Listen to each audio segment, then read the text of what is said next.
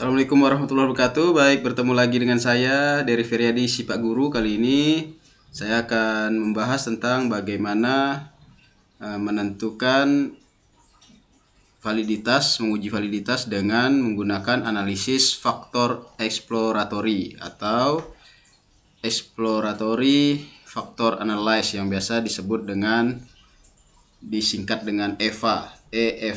Nah, oke.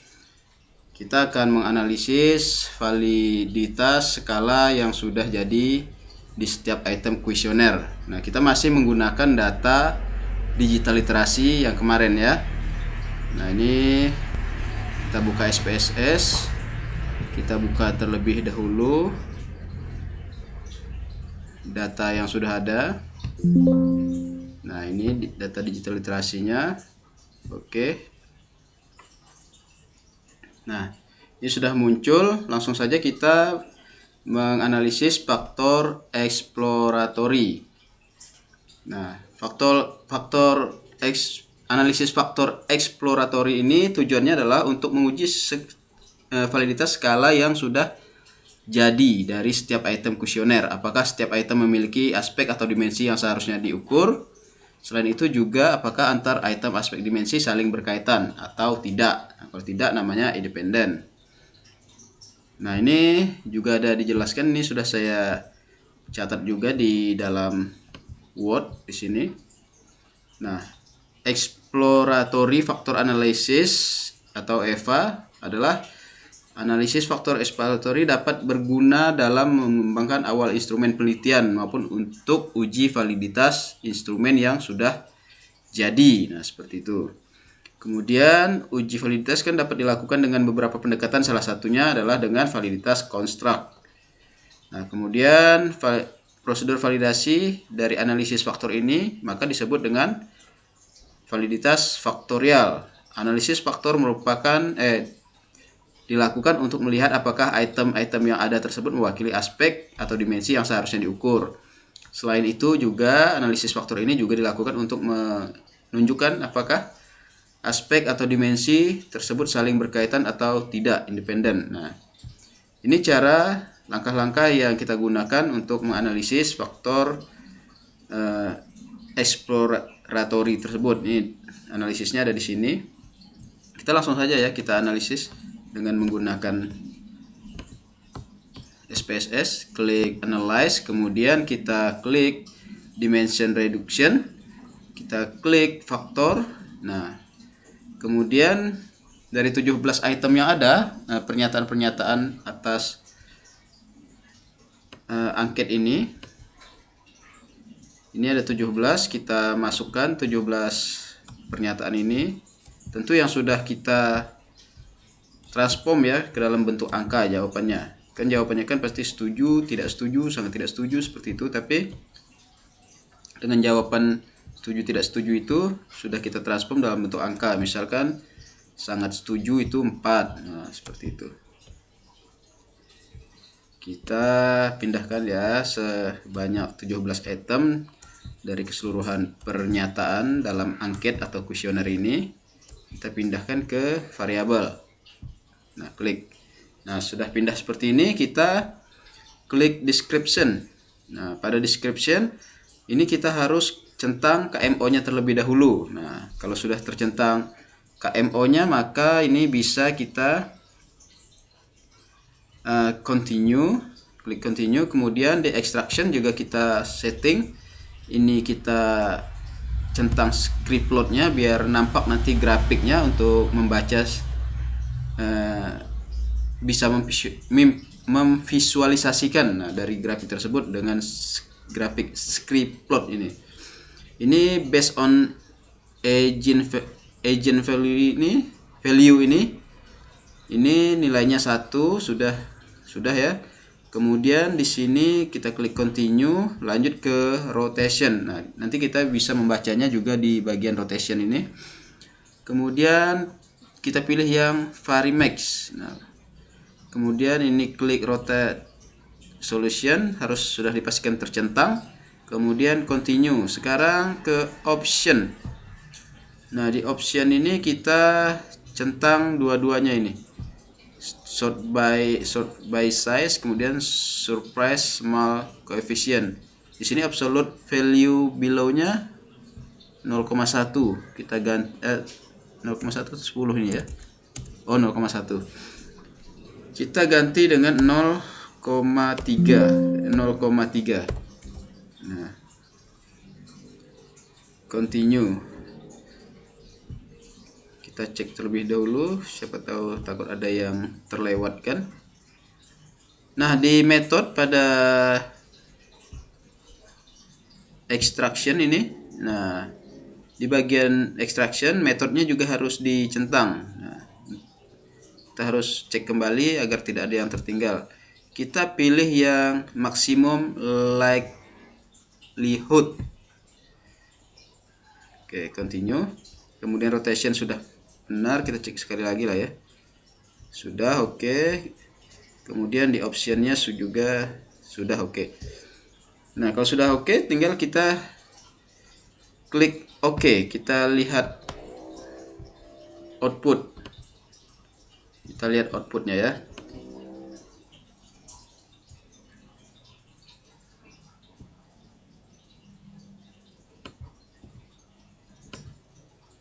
Nah, ini sudah muncul ya, KMO and Bartlett test, kemudian communalities, kemudian total varian. Nah, nanti kita juga membacanya di sini.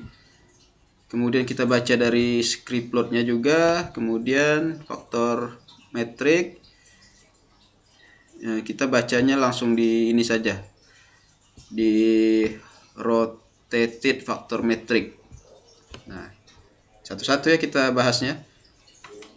Nah, dari output sudah keluar KMO seperti ini. Nilai KMO-nya adalah 0,88. Nilai signifikansinya adalah 0,00. Coba kita lihat bagaimana cara mengambil keputusannya. Nah, di sini membaca output. Nah, output pertama yang kita baca adalah tabel KMO dan Bartlett test. Asumsi dasar dari analisis faktor eksplorasi adalah bahwa setiap item saling berkorelasi satu sama lain. Untuk dapat dilihat adanya korelasi atau tidak, dibutuhkan sampel yang cukup, dan dibutuhkan sampel yang cukup. Oleh karena itu, nilai KMO menunjukkan kecukupan dari sampel. Umumnya nilai KMO adalah di atas 0,5, sudah menunjukkan sampel yang cukup. Sementara tadi nilai KMO-nya adalah 0,8. Nah, kalau di atas 0,5 sudah menunjukkan sampel yang cukup. Kemudian Bartlett test of sphericity menunjukkan adanya korelasi antar variabel. Jika signifikansinya di bawah 0,05 maka sudah bisa dilakukan analisis faktor. Nah, kita buka kembali ya untuk memastikannya. Nah, untuk nilai KMO-nya itu 0,88, artinya lebih besar dari 0,5. Nah, sedangkan signifikansinya tadi harus di bawah 0,05. Nah, ini nilainya 0,00, artinya di bawah 0,05 signifikan. Kita kembali ke Word tadi. Nah, ini bisa disimpulkan seperti ini. Dari output yang ditampilkan, hasil analisis menunjukkan nilai KMO 0,880 dan Bartlett test of ekspresi signifikannya 0,00 tadi kan, 0,000. Oleh karena itu, analisis faktor dapat dilanjutkan dengan nilai KMO 0,880 lebih besar dari 0,5, artinya menunjukkan sampel yang cukup dan bisa dilanjutkan untuk dilakukan analisis faktor. Kemudian melihat apakah setiap item saling berkorelasi. Nah, ini sudah dijelaskan juga di sini. Variabel berkorelasi tinggi dengan membentuk suatu kelompok tersendiri. Nah, seperti itu. Signifikannya itu 0,000, artinya lebih kecil dari 0,05. Maka dapat disimpulkan bahwa setiap item itu saling berkorelasi. Nah, kedua syarat ini sudah mencukupi untuk dilanjutkan melakukan analisis faktor. Nah, setelah kedua syarat terpenuhi, maka bisa kita lanjutkan melakukan analisis faktor. Nah, bagaimana cara membaca analisis faktornya? Nah, ini sebenarnya sudah saya catatkan. Kita lihat dulu di outputnya ya. Kita lanjut ke output analisis faktor. Nah, ini komunitalnya komunalitis. Nah, komunalnya. Nah, kita bacanya dari total variance. Nah, ini kok ada data rotation, ada data extraction seperti itu dari 17 item. Nah, mengapa demikian? Karena yang diambil dia nilainya harus di atas 1. Nah, yang di atas 1 itu ada 3 faktor, ada tiga ya, faktor 1, faktor 2, faktor 3. Nah, jadi nanti yang kita pakai adalah 3 faktor untuk mengkelompokkan distribusi dari pernyataan-pernyataan tersebut, 17 item pernyataan. Nah, total untuk initial agent value itu variannya untuk faktor pertama totalnya cukup tinggi nih, 6,77, kemudian 1,8, yang faktor kedua ini 1,22. Nah, yang faktor keempat ini kan udah 0,9. Nah, artinya kurang dari 1. Jadi kita memakai yang 3 faktor ini yang mewakili ke seluruh item tersebut. Ke 17 item ini sudah diwakili oleh ketiga faktor. Nah, namun ini kan nilainya sangat belum stabil lah ya, belum stabil seperti itu karena jauh sekali rentangnya 6, 1 dan 1. Nah, nanti setelah di rotation dia akan terlihat lebih stabil seperti itu. Atau dengan kata lain lebih seimbang. Nah, persentasenya di faktor pertama itu 39,866% variance di initial agent value-nya. Kemudian di faktor kedua 10,671%, yang ketiga 7,226%. Nah, secara persentase kumulatif totalnya adalah 57,762. Nah, ini maksudnya penjumlahan dari ini ya, 39, kumulatifnya 39, kemudian di faktor kedua 10,671 ditambahkan jadi 50,537.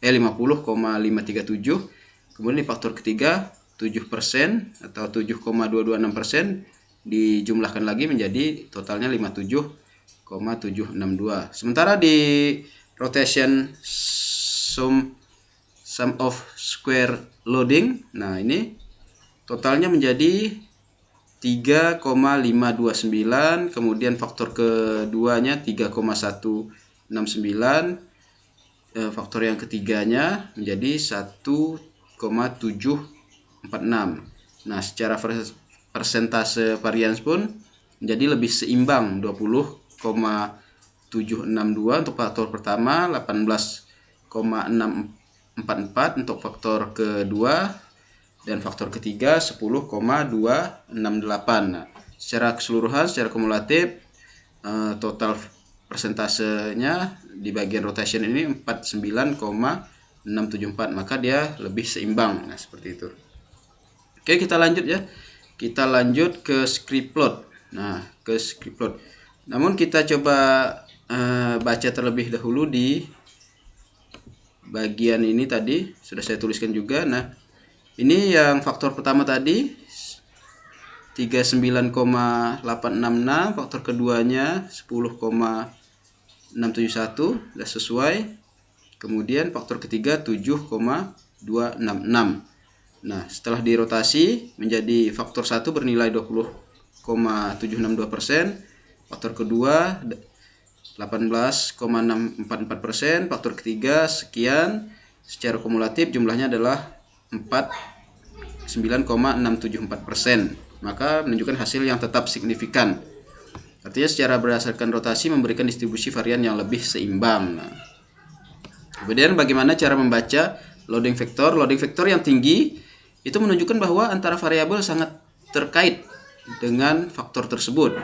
Kemudian kalau faktornya rendah menunjukkan bahwa variabel yang ada kurang relevan dengan faktor tersebut. Seperti itu ya.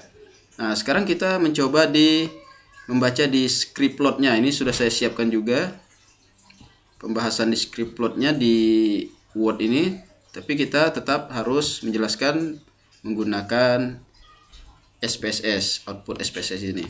Nah, kita bisa lihat di sini dari 17 item, ini kan sebenarnya interpretasi dari ini juga ya, dari hasil total varian sini. Nah, terlihat di sini di script plot pun ini memvisualisasikannya secara grafis seperti itu. Jadi untuk memvisualisasikan secara grafis menggunakan grafik script plot ini dengan agent value.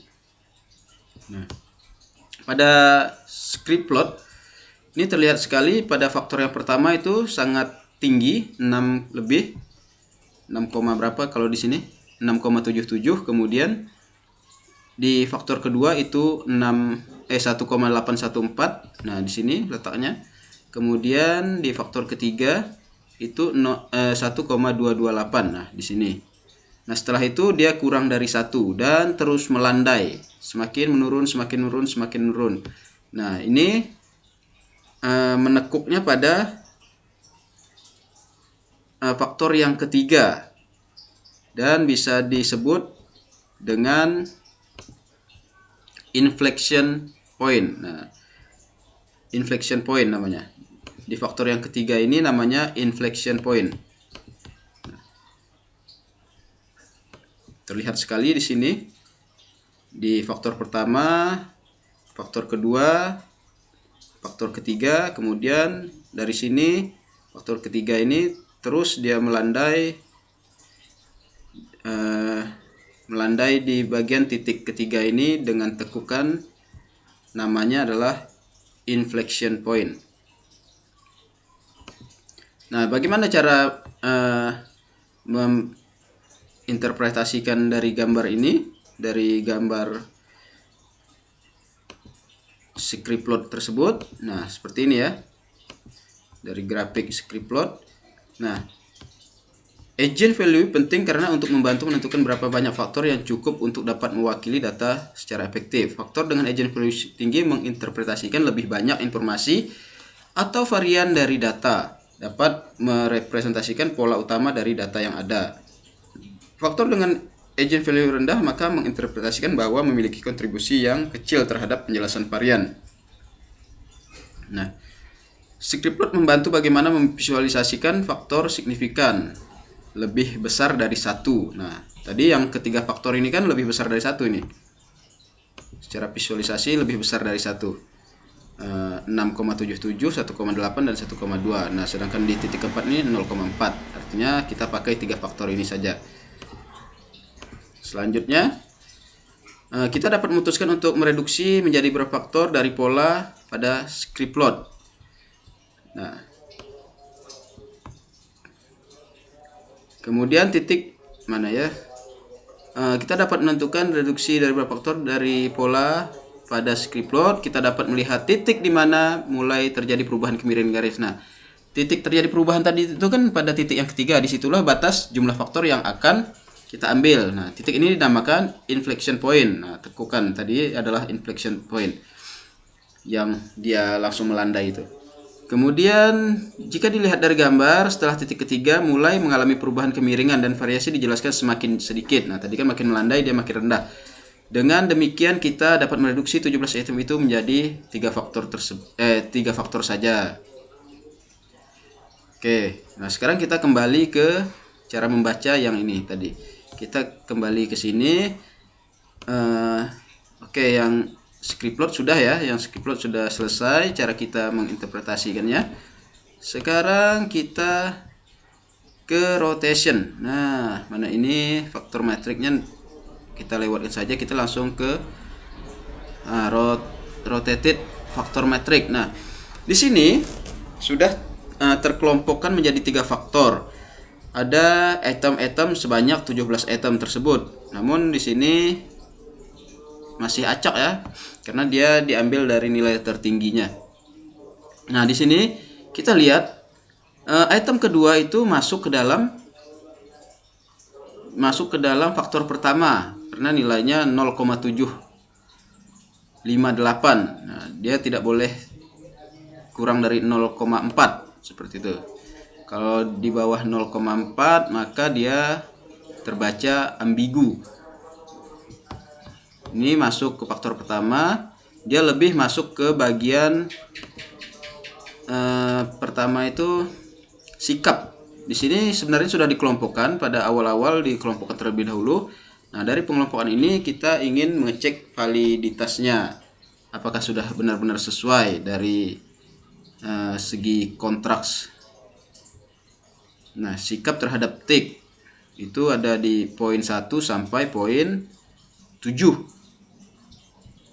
Sikap terhadap tik itu poin 1 sampai poin 7. Kita kembali terlebih dahulu ke ini. Nah, poin 2 masuk pada faktor pertama, sikap terhadap tik. Saya belajar lebih baik dengan menggunakan tik. Nah, masuk dia. Poin item ke-1 juga masuk. Saya suka menggunakan tik. Nah, kan masih faktor sikap terhadap tik. Poin keempat juga item keempat juga masuk ke faktor pertama, ketiga juga masuk. Nah, item kelima ini sebenarnya masuk ke dalam ketiga faktor, namun yang faktor kedua, faktor ketiga dia tidak kuat. Dia kuatnya di faktor pertama, artinya dia tetap masuk ke faktor yang pertama. Kemudian yang item ketujuh, faktor pertama, item keenam. Nah, ini ada dua faktor yang dia masuk, cuma ini untuk item keenam ini masuk ke faktor pertama dan faktor ketiga, namun kedua-duanya ini lemah. Jadi untuk untuk item keenam ini perlu kita kaji kembali, apakah rekomendasinya nanti harus direvisi agar tetap ada poin keenam, ataukah poin keenam ini dihapuskan sama sekali karena sangat lemah dia untuk masuk ke faktor ke-1 dan faktor ketiga juga sangat lemah. Nah, ini rekomendasinya nanti tergantung kita, mau kita revisi agar tetap masuk poin ke-6 ini atau kita hapuskan. Karena pada perencanaan awal di poin item ke-6 ini masuk pada faktor yang pertama. Coba kita buka. Nah, poin ke-6 ini kan masuk ke dalam faktor yang pertama seharusnya dari rancangan awal, tapi ternyata setelah kita analisis menggunakan EVA, dia tidak masuk. Dia lemah walau masuk di faktor pertama dan ketiga, tapi dia lemah. Artinya perlu direvisi atau dihapuskan sama sekali. Nah, ke-8 itu masuk faktor kedua. 11, item 11 masuk faktor kedua. Item 13 masuk dua faktor, cuma yang faktor 1 dia lemah, artinya dia masuk di faktor kedua. Yang item 15 masuk faktor kedua, item 10 masuk faktor kedua, item 9 juga masuk faktor kedua. Item 12 ini, item 12 masuk ketiga faktor, namun kita harus melihatnya dengan faktor yang paling tertinggi. Nah, ini kan 0,4 sekian, artinya kalau masih di atas 0,4 masih bisa masuk ya, kecuali dia di bawah 0,4 seperti tadi di item 6 itu kan di bawah 0,4 nilainya. Nah, ini berarti yang item nomor 12 ini masuk ke faktor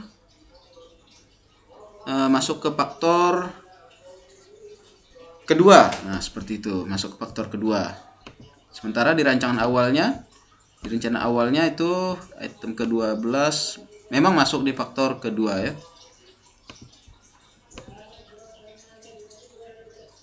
Oke, kita lanjutkan. Faktor ke item ke-14 itu masuknya faktor kedua juga, karena faktor pertama dan faktor ketiga itu lemah, nilainya 0,3 di bawah 0,4. Berarti ini yang item 14 masuk faktor kedua. Faktor item ke-17 ini sudah jelas masuknya item ketiga. 18 yang 16 masuknya item ke-16 masuknya faktor ketiga. Nah, seperti itu.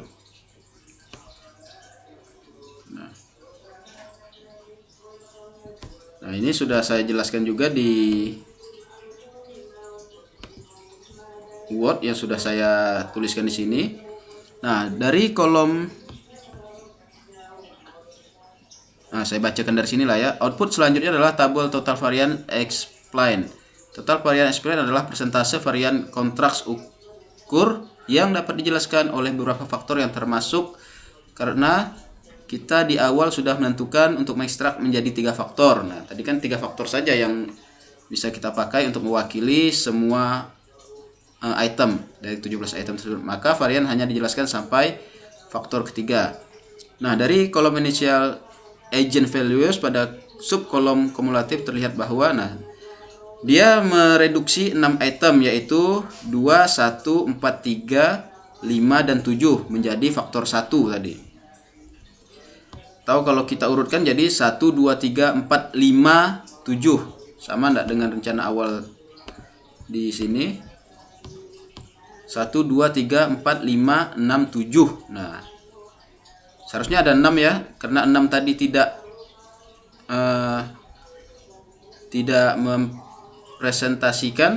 merepresentasikan karena lemah tadi. Ini harus diperbaiki atau direvisi poin 6 ini, atau malah dihapuskan saja. Artinya sesuai ya apa yang sudah dikelompokkan tadi. 1, 2, 3, 4, 5, 7 itu masuk ke dalam sikap, sedangkan yang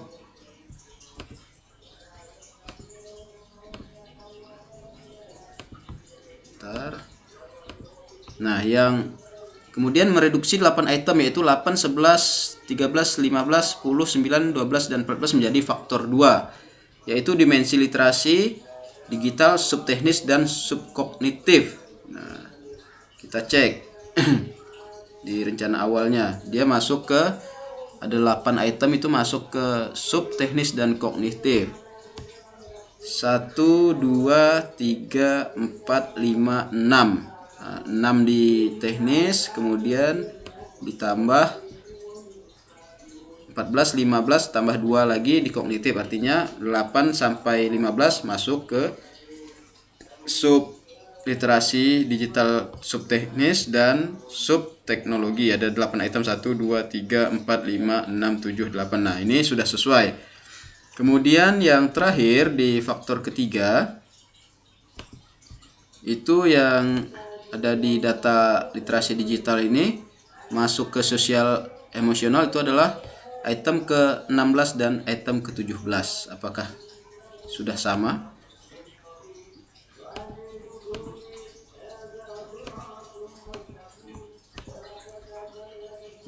dan 17. Nah, mereduksi 2 item yaitu 17 dan 16 menjadi faktor 3 yaitu dimensi literasi digital subsosial emosional. Nah, di sini pun nampak sekali ya di rotated mana tadi? Di rotated faktor metrik. Nah, poin 17 masuk ke faktor 3, poin 16 juga masuk ke faktor 3. Oke? Mudah sekali bukan dalam menganalisis menggunakan EVA ini atau eksplorasi faktor analyze. Nah, jadi kesimpulannya kita simpulkan seperti ini. Jadi tujuan kita melakukan uji EVA ini atau exploratory factor analyze atau yang biasa dalam bahasa Indonesia disebut analisis faktor eksploratory adalah untuk mengetahui bahwa angket atau kuesioner yang kita miliki dengan jumlah 17 item pada digital literasi ini ternyata membentuk 3 faktor utama pada data digital literasi, mewakili 17 item tersebut dari 3 faktor utama. Dan ternyata dari 17 item, pernyataan ini memiliki nilai loaded faktor yang cukup tinggi. Namun ada satu saja yang masih ambigu tadi pada poin 6. Pada item yang nomor 6, maka dengan demikian untuk poin 6 atau item pernyataan